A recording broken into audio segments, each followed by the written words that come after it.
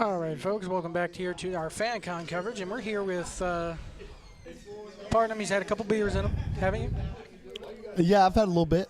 So I've had a few. I ain't got to worry about nothing tonight, thank God.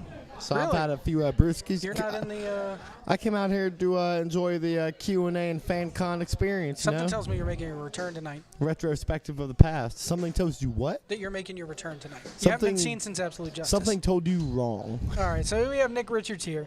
You're not the lost cause, Nick Richards. I miss the lost cause, Nick Richards. Talk about your transition from your recent heel to babyface turn and how that came about, if you can. Because I miss heel Nick Richards. I miss your damn promos. I do too, a little bit, honestly. If we're honestly the lost cause, Nick Richards, even though it was kind of like some of the worst time of my life. Personally or professionally or both? Both. Really? Both, yeah. Wow. Like, that's the thing is, one thing I've always strived to do is anything I do, and it sounds kind of like generic, I guess, but like I've tried to make anything I do as authentic as possible, and the Lost Cause character is the perfect example of that. First of all, I hate the term character because it's not. Like, it's just... It's you. It's me with volume turned up, and then sometimes it's like it's... I'm more subdued in my normal life than you know what I mean, like than I am out there sometimes. But as far as the transition from the Lost Cause to where I am now as a babyface is what you were asking about. Yeah. Honestly, I would have had Jason Miller never gotten hurt, I would still be the Lost Cause. Really? If Jason Miller had never gotten hurt, I would still be the Lost Cause, and me and him would be tag team champions like for the next 3 years. And like that was absolutely my favorite body of work, my favorite run I've had in CWF.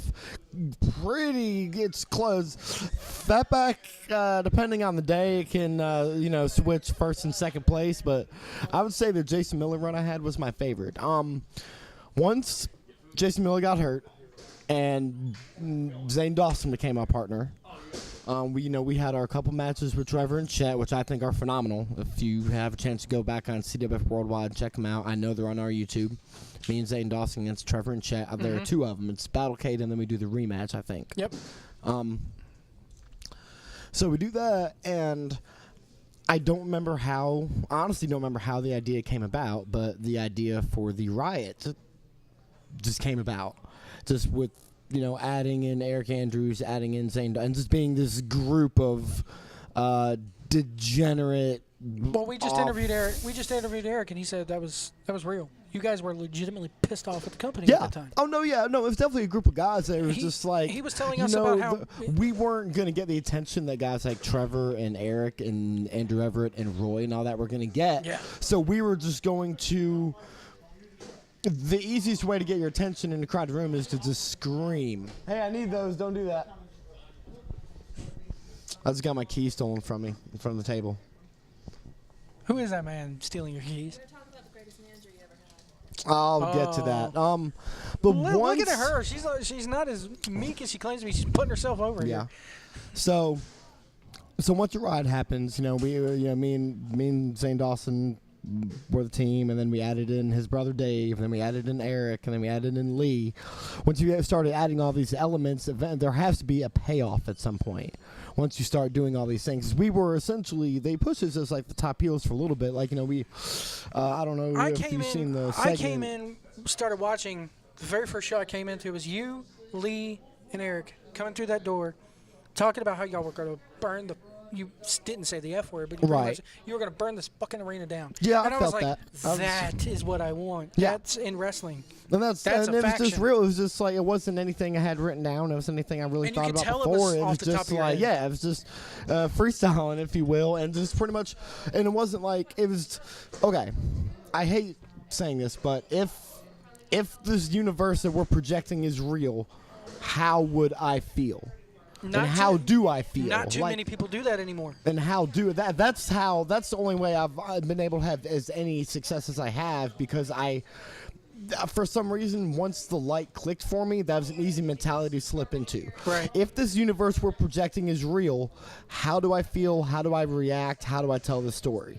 That's how I've kind of done my business when I've had a say in what my business is. You know who you sound like right there?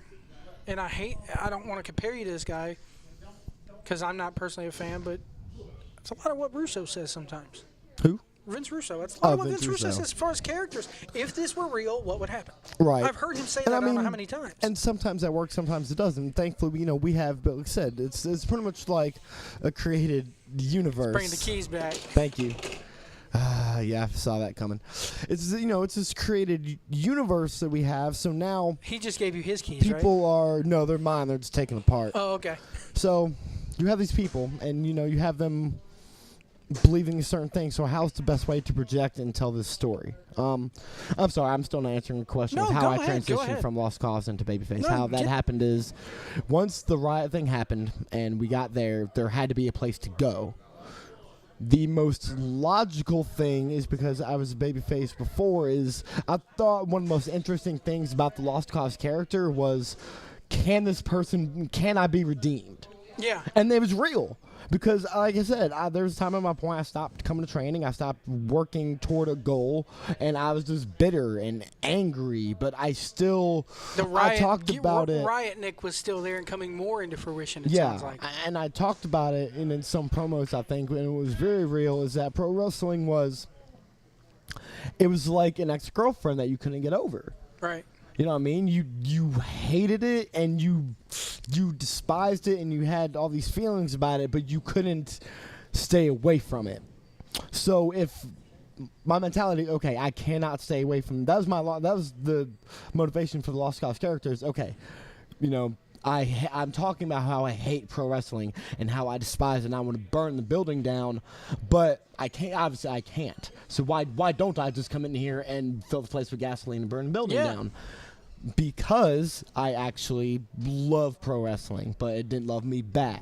So now I'm going to treat pro You wrestling give any and way you I give and you want it. give, and it was like nothing in return. Exactly. Exactly. Give nothing in return. And since pro wrestling itself isn't a physical entity, I was going to hurt and destroy the things that pro wrestling represented, like Andrew Everett and at the time Eric Royal, who was babyface then. But once the Riot happened, full form, and we started, we were the top heels, and we were beating up the top dive. We had a whole segment where we killed everybody in the locker room. It was nuts. Yeah. I couldn't believe we were doing it. Stutzy even took a bump that night. yeah. Took a chair shot that night, if I remember. Yeah, and we were we didn't know, we were just literally just beating people I up. remember Was watching that going, it I don't sounds want like that the to Nexus end. thing, but we were just beating people up. Yeah. And once that happened, there's what's the payoff to this? And we've had a few matches. Once, the guys we all beat up, through the next few months they came back and beat us back up. They got their comeuppance, but what's the real payoff to this? And that's where if you notice, there's actually I don't even know if it's really talked about that much other than on the shows that I do it, but during my Lost Cause character, you see me talking to myself a lot before the matches and all that, and that's never really hitting yourself addressed. in the head at some points, right? My whole idea for that was I was talking to my conscience that kept creeping up and is like, you don't gotta cheat, you can do this the right way, and I'm like, no, fuck that, this is who I am now, I'm gonna cheat. The bad was taking over. Right. Man, that's brilliant. So eventually it turned the other way, and my conscience, I was like, all right, this is too much. The first moment was actually we were doing some segment with it was me, Lee, and Eric Andrews in the ring with Stutzy, the Booker, the guy, the on face, presentation. I don't even know what the term is. Color commentator. On face. Yeah. It's kind of the authority figure too. He kind of does mixed matches sometimes, but it's him. Oh yeah, it was just a little side off thing, a little it was for his birthday or something intermission, and his wife was in the ring with him, and we were just doing a little thing. It was Katie's birthday, yeah, wasn't it? It was Katie's birthday. It was Katie's birthday. Yes. Yeah, it was Katie's birthday. I got some heat that night. And Katie and Stutzy were in the ring doing this little celebratory thing, intermission, and it was me, Levi, and Eric Andrews came out to interrupt as the dickhead heels we were, and I believe the moment that I started the turn really was Katie says something to Lee, maybe she slaps him, and Lee goes to hit her back, and I stop him, and I'm like, whoa. I'll fight anybody. We're not beating up chicks. We're not beating up chicks. I'll fight any dude in here, but we're not just jumping on a chick. And that's the moment. It's like, oh, okay, so she ended up getting it anyway. He has a conscience. No, I don't think so. I think I stopped him. I think it was. you were pulling her hair. Somebody was pulling her hair. I think it was Valiant was. And yeah, you're right. You did Katie, stop I him. remember Katie slapping him. He goes to hit her, and I grab his arm Yeah. and stop him. And then from there, it was like, okay, well, now there's this dissension with Nick and Lee. Because, you know what I mean, there's this tension. And then Lee starts talking down to me. He's like, look, man, I know you fucked up before. Just don't fuck up again. And I'm like, I fucked up. And then that's just where the story kept going. And then that evolved to, okay, now I'm pulling myself out of the gutter. I'm pulling myself, scratching and clawing my way out of this hole that I dug myself in. What am I going to do when I get out? Am I going to be the same piece of shit that that cheats any chance he gets? Am I going to, you know what I mean, that just does nothing but these street fights and gains nothing from it? Or am I going to try to be a wrestler like these guys who are getting that recognition for having these great matches and putting on these great stories like you hear me mention it. I name these guys almost every time during that phase is when I'm like, Eric, Trevor, Roy, Andrew Everett, Chet, all these guys. I'm like, I know they're better than me, but can I catch myself back up and be as good as them? So that's where, I start the Weaver Cup. Ascension, people need to go back on Worldwide and watch it because it's amazing. Yeah. I want to talk a little bit about your matches with Kazi. Okay. I watched, Kazi sent me a link on Twitter to the Kazi Rules match in the 2011 one. In the old building. Yes. No commentary. It didn't need commentary. commentary. Just raw footage. I watched it and I was like, this does not need commentary. If they ever put commentary over it, I'm going to hate the match now. Whose decision was it to use fucking light tubes in that damn thing? Because that was Kazi's. Really? Yeah. It made a hell of a blood pattern. That's the thing. It did. He said on Twitter, he's like, it fucking hurt, but it made a hell of a blood pattern. Yeah. Obviously, I see a lot of Mick in you. I see a lot of Mick Foley in you. Yes. With the cactus elbow and everything. Who are some of your other influences? It's a weird assortment, honestly. But I kind of had phases of who I admired and emulated. Yeah. When I first started out as a cocky heel or whatever, Rick Rude was a huge influence. There you go. I was doing all the stuff. I was doing the worst dick shake of all time that he did. During the Riot era, I saw a lot of single hand sledge. During the Riot era, I see a lot of Raven in you. Yeah. A little bit of Raven in there.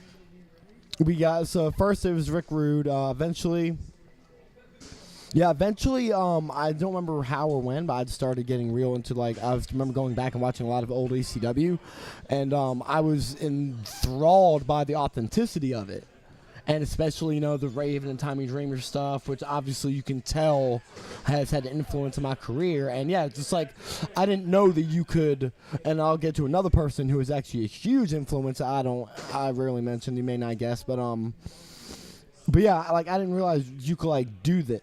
You could film these things. I remember one promo where Raven was sitting in a stairway and they're trying to talk to him, and he's like, "Yeah, I know they're gonna try and make up some excuse why I was in here. I know they're not gonna tell y'all that I was in rehab for the second time." Yeah, and it's shit just got real. Yeah, it's damn, I don't know we could do this. Once again, I hate this term, but it's just for the context of how we're talking, the John Moxley character, which you can tell there's some real authenticity to it. I found him on YouTube and his promos, and I was floored. Because once again, it was an upgraded version of I didn't know you could do this. I didn't know you could take it that far. Take things that have happened to your life and project it into selling whatever you're trying to sell. Because that's what pro wrestling is. You were selling a ticket. You were trying to sell you were trying to convince somebody that their money is better spent coming to this event to see this match over a Taylor Swift concert or the new Avengers movie or whatever else is coming out that weekend. That's our goal. And from that, you now have to, one of Stutzy's actually favorite phrases that I say to him sometimes after a big show is, all right, so how are we going to draw money next month? You know what I mean? It's You're always thinking ahead. Right. And you have to. Tell us a little bit about, I want the stuff that's been going on with Trevor. The Absolute Justice lead-in. A lot of people feel that he was turning heel during that feud with you. I even brought up the question last night of, was that planned? Did he let you in on that of, hey, I'm going to act a little bit more of a dick to you than I would anybody else? Absolutely not. Because it seems to be the overall flow of Trevor runs the show when it comes to his programs here. Is the thing that I'm getting. Yeah, I mean, Trevor runs his shit. I mean, he's the champ. He's the man. He has every right to. He's earned that. And like, it's weird because, I mean, the people obviously know he's the man, but I think until you have like the match with him, like if you notice, every match, I mean, I don't want to say, I mean, but honestly, every match he's called has been perfect. Yeah. Pretty much. And like the structure of it and everything, and it's all they're not all the same. They're not all like, all right, we're gonna lock up, and I'm gonna do I'm gonna do my stuff, and then you do your stuff or whatever. Each one has told the story that it needed to tell. I'm sorry. The original question was like, what was my feeling? Like, did he let you? Oh, did he let me know? That's right. Did he let me know like what if he was going you the said things no, he was going to say? But no, that's but just once who he he is. started acting heel, did you kind of could you go up to him? Do you have? Is Trevor the type of guy where you could go up to him and go, hey, that shit with you? Because I noticed it. Everybody in the chat room here on this after show, when I did it live during that whole Absolute Justice build-up, I would boo the fuck out of Trevor Lee and cheer the hell out of you. And right. people were like, Stutzy even last night goes, it's a good observation, but it wasn't me. It was him doing the shit that he does. Yeah, it was Once it led that way, did you go to him and go, let's tap into that a little bit more? No, it was already there. One of the great things, like and me and Trevor have a lot of history, and rightfully so. He's still like the conquering champion. Well, I'm cheering but I mean, now. I'm back on the bandwagon now. But I know, and it sounds like I am, but I mean, for that feud, you were the babyface. He was the heel. It was not face versus face. Sure. I think even broader than that, it was just two people who have a lot of history together that are going, that like, you know what I mean? Trevor Lee has had this incredible run, and here I am, and we have our history, we have our story. Obviously, I haven't done the things Trevor has, and I haven't maybe put in the work Trevor has, but for one night, can I hang with Trevor, and can I beat him? And that was the story. And I mean, Trevor wasn't like cutting promos, you know what I mean? No, Trevor was just talking. It was the slight idiosyncrasies in the build-up to that was like and he even said it to you afterwards. I don't have to be an asshole to you anymore. I don't have to be a dick to you anymore. And there was a couple times in the Sportatorium where like he went to go pick you up and he drew away, I think it was. And I looked at him and I yelled out, come on, Trevor, don't be a dick.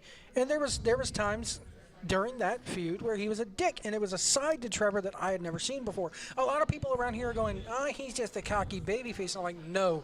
There was something more during that feud. Would you agree with that? Yeah, Trevor is a dick. That doesn't deter from the fact that he's like I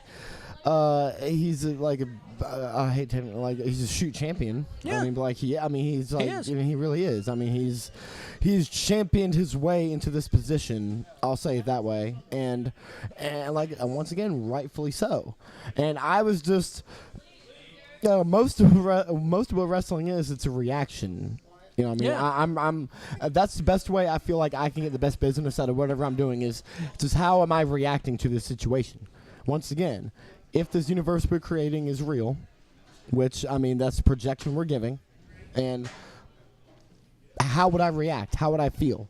Trevor Lee says, I'm not ready, I'm not good enough because I don't do the things he does, and I haven't been in the gym like him, and I haven't put in the work like him. And I'm like, well, hold on, just because that's true, I mean, maybe I haven't, but that doesn't mean I still can't beat you. That doesn't mean I still don't have my one shot that I can beat you. The counter to that to me should have been, but while you're off doing those other fucking things, I'm here. Right.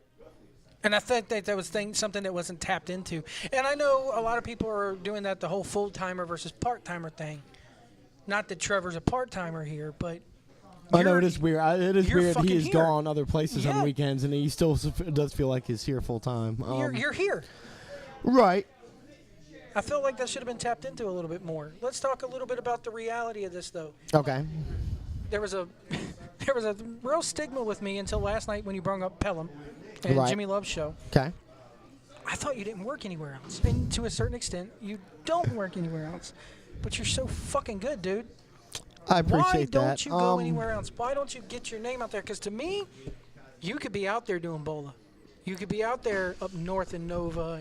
That was actually a talking. There was actually a talking point in one of the promos was that which I said I was like, If I had done the things, I mean, to answer your question shortly before I get back to it, is some of it was logistics, some of it was my own mental BS. I had to work. I have had to work through, and still am. That it just hasn't allowed me to do. I guess to do things maybe I should, or to live up to my potential.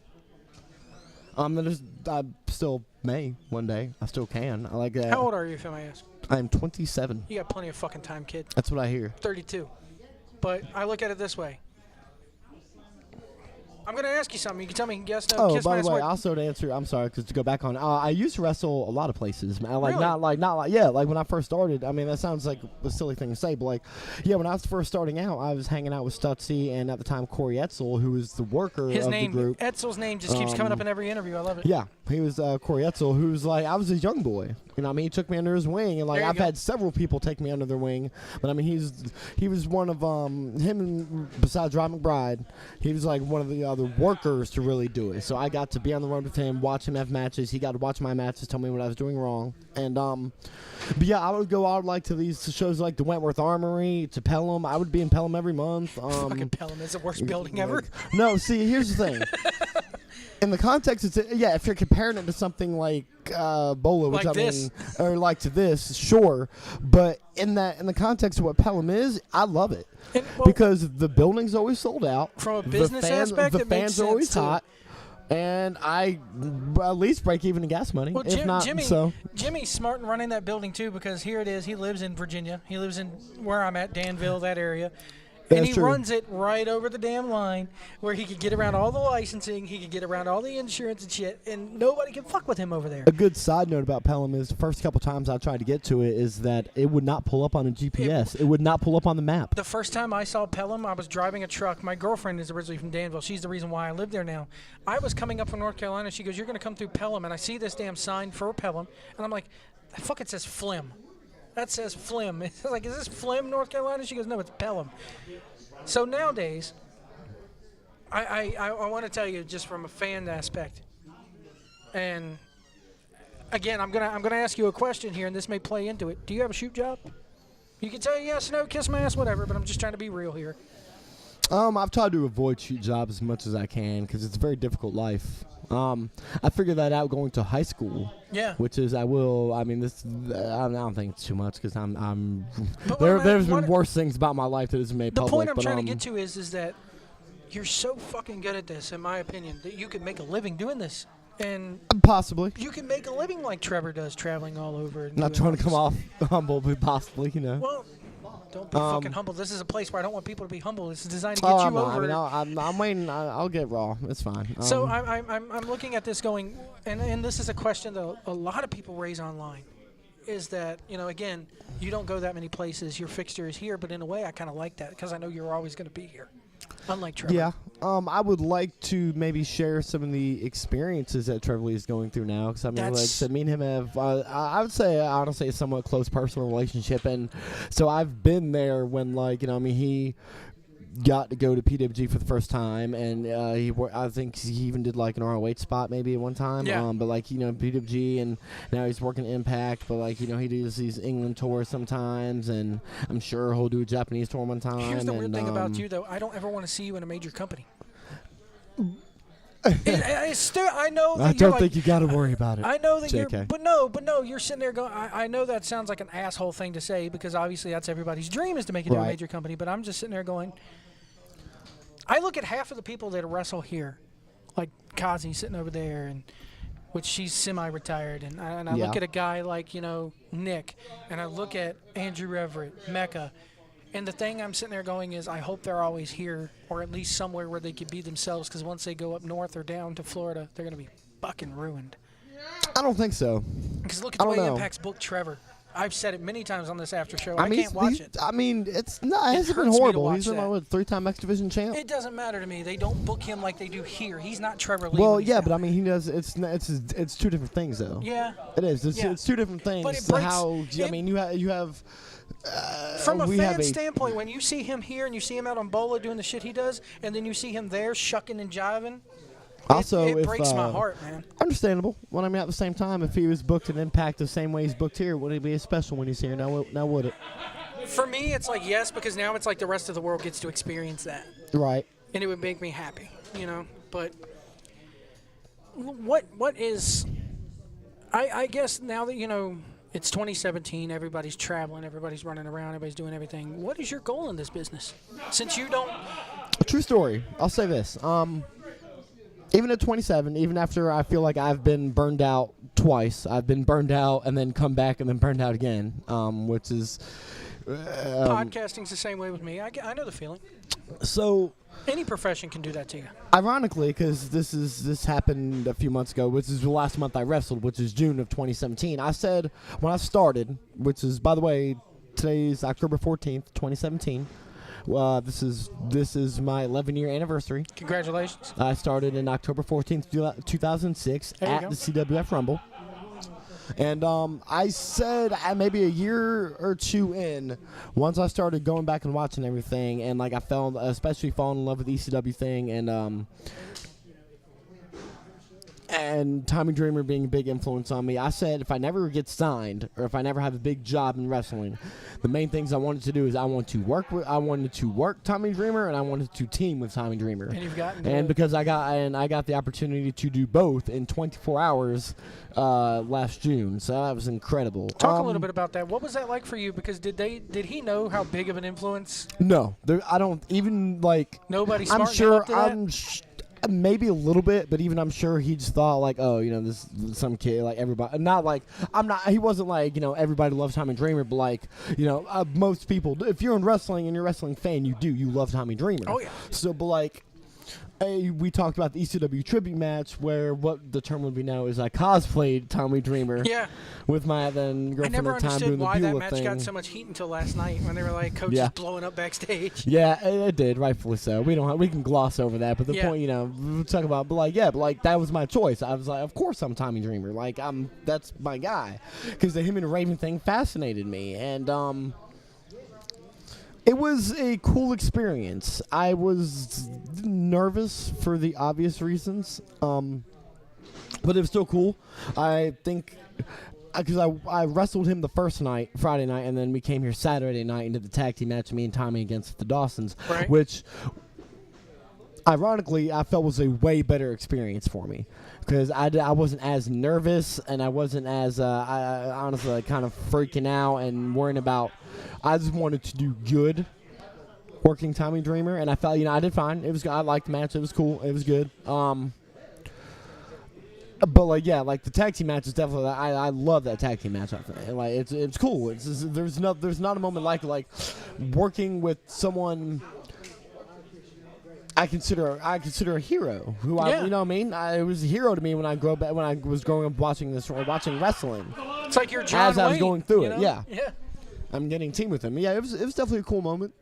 I want to wrap this up here because I want to go interview other people. But I will say that you were one of the highlights for me this weekend. When I saw that you were going to be here, I was like, "Fuck yes, I get to interview Nick." Yeah, at least and I get wanted to to ask come him out. everything. Okay. But I want to thank you for doing this. I want to thank you for being so candid because you really don't have to be. A lot of these people don't have to be. This is my favorite part though about getting you candid. And you got any raw questions before we go? Nah, man. I'll give you a chance. I'll give you a chance right now. Why open forum? Why isn't there Nick Richards merchandise? Money? Yeah, I'd say logistics. Because money. Me and Mecca were talking earlier about merch, Oh, and it's actually, like you got to spend money to make money. Okay. But it's like if you don't have that to begin with, it is hard. And true story. It's not just that, because if I had the idea, I would save that. I would put the money toward it. However, like.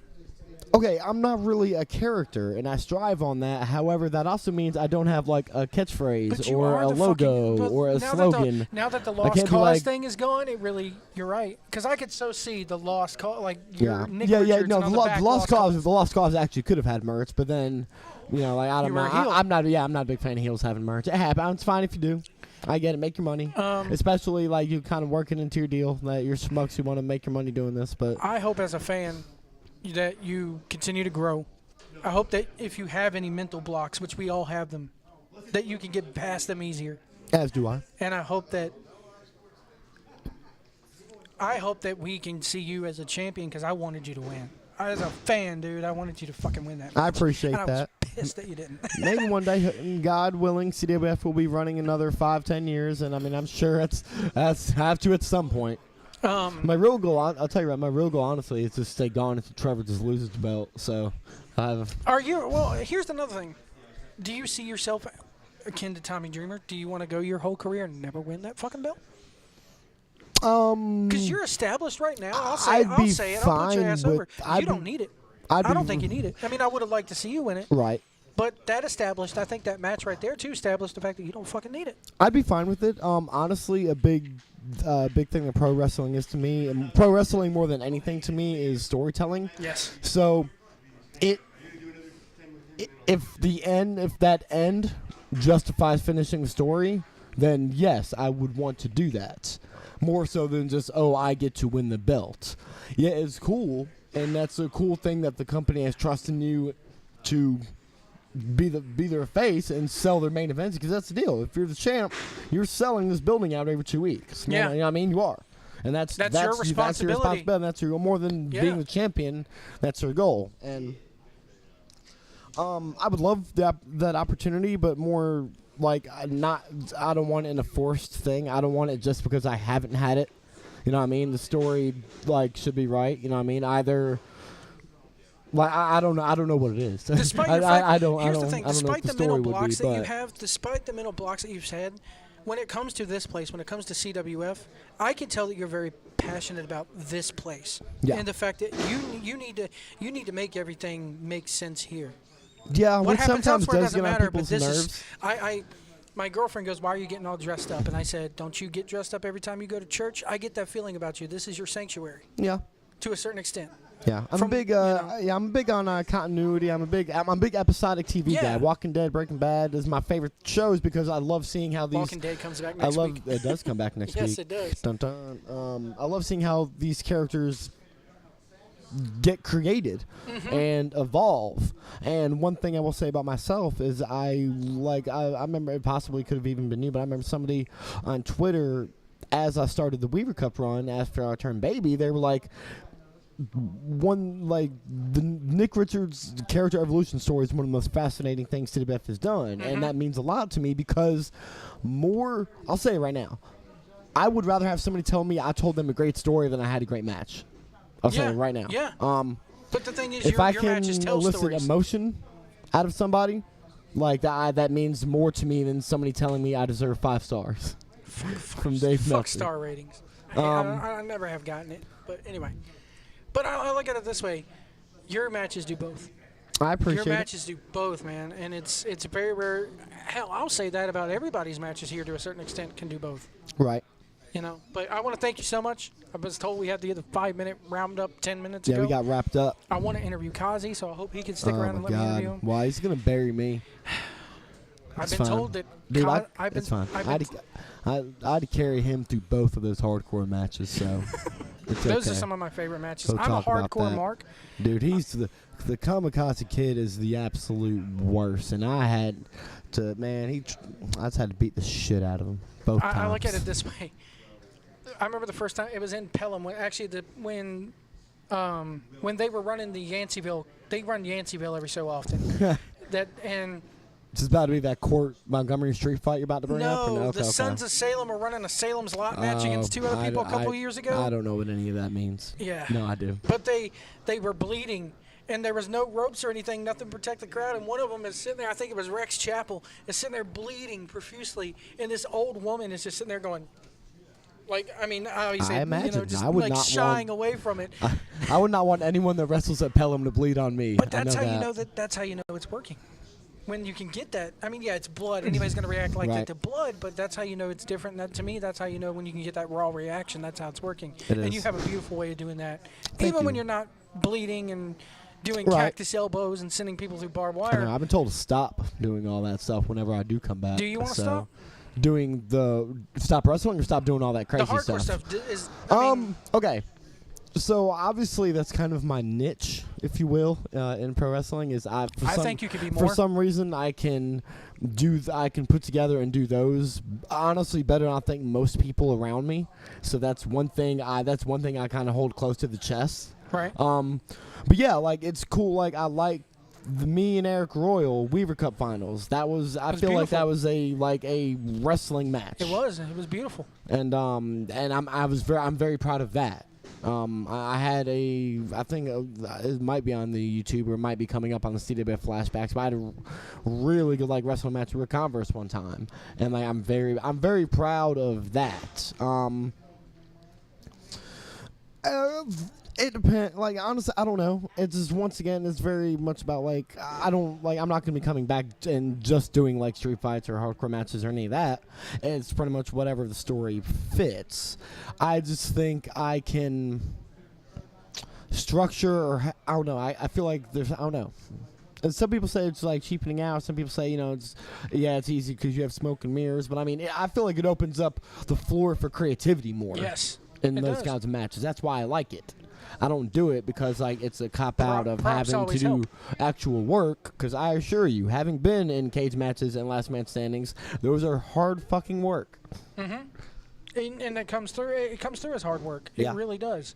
Especially the matches you have with that man sitting over here. Yeah. I mean those especially that. No, he's all right. I'm glad I got the opportunity to have those matches with Kazi. Now, honestly, here's the thing: if you ever do strive to go up and do more, do you worry that they talk about that bump card?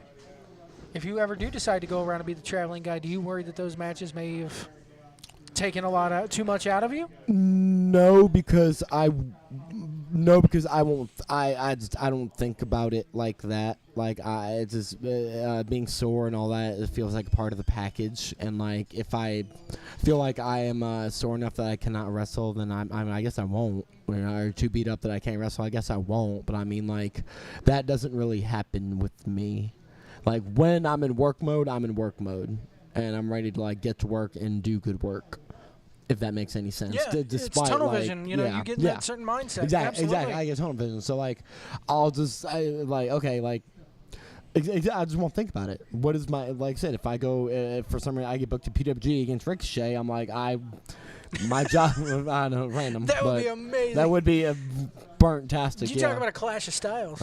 Yeah, I think it'd be good. I think it'd be fun. It's gotta be if a he doesn't hardcore have me do all match, that though. running around shit. It doesn't have to be. You see the shit they get away with without being a hardcore match. He would have to totally cancel the flippity flu. I mean, he can flip all around me and over me, but I ain't doing none of the flippity flu. I will poke him in the eyes and throw him outside. I'm marking out that you said flippity flu, and I'm going to end it right there. Ladies and gentlemen, Nick Richards, thank you so much for doing this. Thank you for You're being welcome. so candid. And we'll be back with more for FanCon.